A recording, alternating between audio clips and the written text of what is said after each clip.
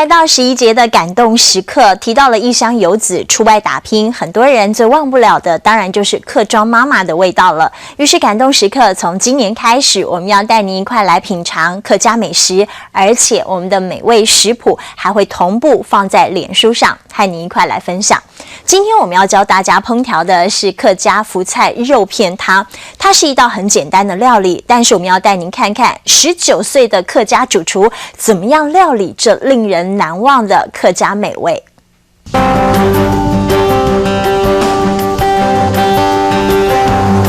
埔庄点客家味十足，这是苗栗诗坛的客家餐厅，第3代的刘家柔才20岁，已经准备接掌家业。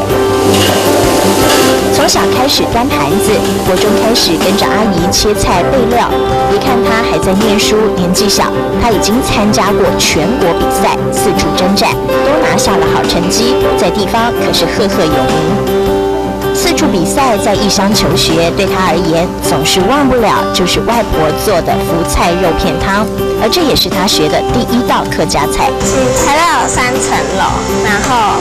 高汤跟福菜，泡出来7卡粥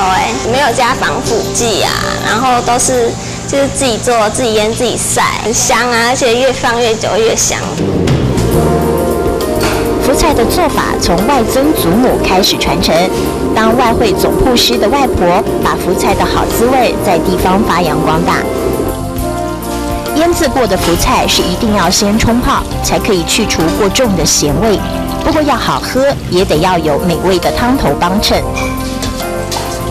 用排骨熬高汤，整整要熬1个小时才能够有浓郁的口感，而熬好的汤头，福菜就可以下锅。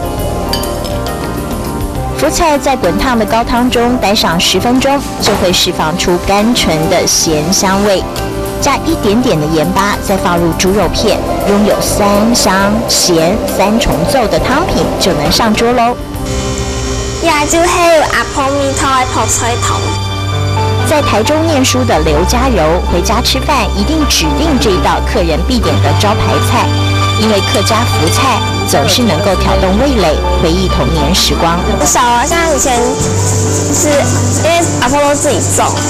然后可能就是成熟，然后我们就一起去菜园搬菜。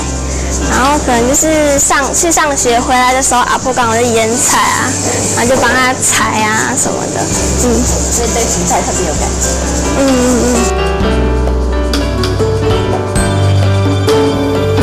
是客家味，也是妈妈的味道，一代传一代，接下来将由她接手，传承到底的客家好滋味。偌大的客家餐厅赏味，年轻的客家主厨上菜。一道福菜肉片汤，福菜展现客家质朴，高汤蕴含客家坚持，简单却又难忘的口感，相传客家的感动时刻。